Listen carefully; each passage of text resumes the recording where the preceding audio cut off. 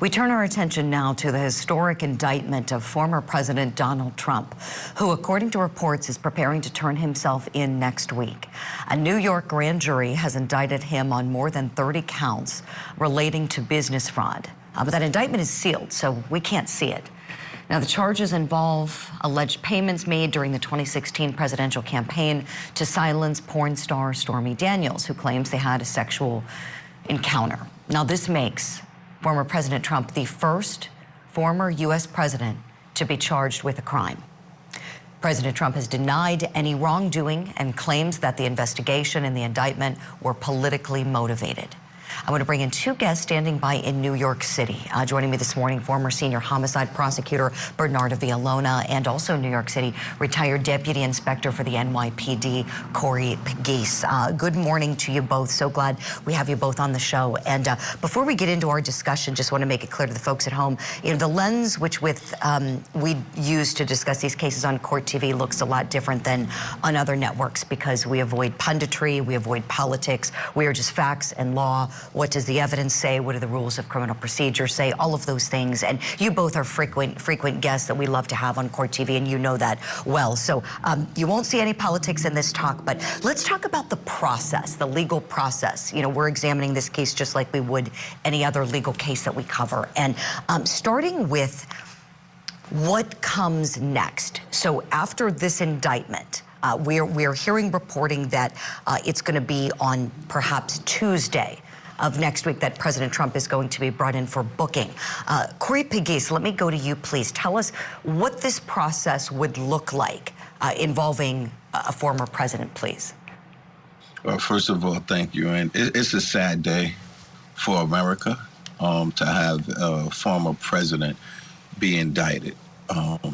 You know, it's a really sad day. So what this is going to look like, I'm a little concerned because he has a lot of followers that's almost like, you know, it's almost like they're just religious followers and they'll do anything, as we saw at January 6th. I'm just hoping that my lovely city, New York City, we don't have anything happen like the January 6th takeover. So what it's gonna look like, him walking out in cuffs, I would really avoid that, even though he will have to have cuffs on, probably when he's walking into the courtroom.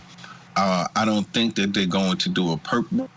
This is going to be strategically done. I know, based on people I've spoken to, high-ups in the NYPD, they're strategizing now to figure out how they're going to do this. They're speaking with the district attorney out there, Bragg, in Manhattan, and they want to make this as not embarrassing as possible. They're not trying to shame the former president. It is what it is. There was a jury of his peers that came down with a decision, but he is a former sitting president, and they want this to be as light as possible. They don't want to look like they're embarrassing the president. So I could see them bringing him into, you know, the back of the courtroom, and just making it very light. It's going to be a media zoo out there, as you know, Julie, out in New York City, the media capital. There would probably be 100 cameras out there waiting. They would be, I think that they should announce exactly what they're going to do so that we don't have so many people out there. And if done strategically, I mean, we've had high-profile cases in New York City, you know, Harvey Weinstein. We've done high-profile cases, and the NYPD is the best police department that's fit to do it in just terms of manpower. So I could see they're going to have a heavy armored guard out there. I could see our counterterrorism unit out there. They're going to have a lot of plainclothes mixed into the media. We have a lot of undercovers out there. But again, this is a sad day for America. Appreciate it, Corey. Bernardo, let me turn to you with questions about the process, please. Would you just explain to us what is going to be the procedures that are going to happen legally with former President Trump? First comes this indictment, and then what's next, please? Good morning, Julie. So yes, we are in unprecedented times. So when you're dealing with a former president, of course, nothing of it is normal when you're dealing with a criminal prosecution. So in terms of what we expect to happen on Tuesday, if in fact that's the day of the arraignment, after President Trump, former President Trump has been processed in the sense of fingerprinted, had his mugshot taken, he is going to be presented in front of a judge, and in front of a judge for the purpose of an arraignment. At the arraignment, he will be formally informed of what the charges are. That indictment, which the grand jury issued, is going to be unsealed for him as well as for the public. He will have the formal opportunity to plead not guilty or guilty to the charges.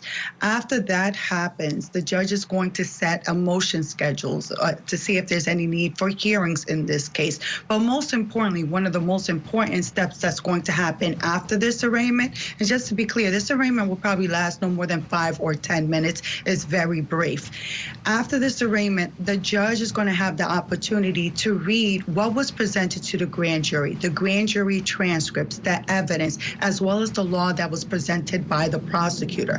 The judge will then have to determine whether the prosecutor followed the proper protocol in presenting a case and nothing was afoul. If there's anything that's afoul or there's an issue with the grand jury presentation, that judge can dismiss the indictment. If he doesn't dismiss the indictment and finds that the grand jury transcript, the grand jury minutes are sufficient, then the case continues. And then you'll have several motions to dismiss, of course, from former President Donald Trump's camp, and it will go on from there with pretrial conferences until ultimately a trial date is scheduled for this case.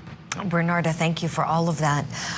Corey Pegues, let me go back to you, please, on security concerns. You did touch on it when we were talking before, but I wanted to ask you, can we all rest assured that the NYPD has been planning their security procedures probably for several weeks and perhaps even months for, today, tomorrow, the days leading up to Tuesday and thereafter, just to keep the city and everyone safe? Yeah, make no mistake about it. It's the biggest. This is almost like a Super Bowl. This is almost like a New Year's Eve event. The NYPD is well versed in doing this for, 100 years. This is what they do. This is where they shine bright. The police commissioner, I'm pretty sure, has been in touch with the district attorney. This wasn't yesterday that they contacted the NYPD and said there's going to be an indictment. This has been going on for weeks, and we have this jury listening to this evidence. There might possibly be an indictment of the former president, and so I'm quite sure that the NYPD has been prepping for this. I'll tell you one thing. This will be the tightest place in New York City. You will not be able to get around in that area downtown by the courthouse. It will be a frozen zone, and it'll be frozen hours before, if not the night before. That's great to hear, Corey. Thank you for that. Bernarda, having served in the office that has indicted him, you've previously served there as a prosecutor for many years. You're in the private sector practicing now. This indictment is under seal, so we don't know the charges. And I was curious as to why it is sealed, especially with a case like this. If charges are going to be brought against a former president, why seal it? Can you tell me, please, is that typical for your former office to do that? Okay, so Julie, just to be clear, so I was a prosecutor in New York, but at the Kings County District Attorney's Office, so just right over the bridge. But aside from that, I'm sorry, I thought you were in Manhattan. Forgive me. No worries. The same procedure, 13 years in the District Attorney's Office here in New York. So in terms of what's happened with former President Donald Trump, you got to think, Alvin Bragg, District Attorney Alvin Bragg says that he doesn't want to make this case any different than any other case. That meaning any grand jury proceeding that takes place is supposed to be secret. We shouldn't have known that there was a grand jury proceeding, that former President Donald Trump was being investigated and evidence was being presented. But of course, a lot of that information got leaked, especially after it was asked of Trump whether he wanted to testify before the grand jury, and he said no. So from then, it was confirmation that there was a grand jury proceeding.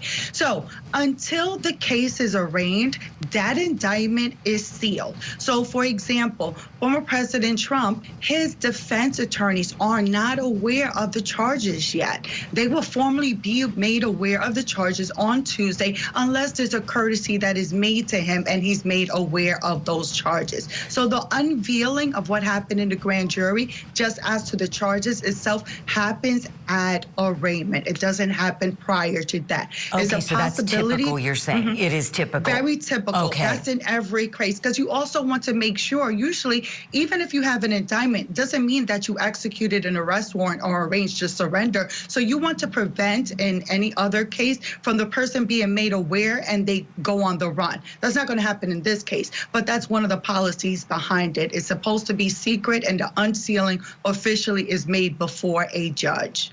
Bernarda, thank you for that. Thank you to you and Corey Pegues for weighing in on this. And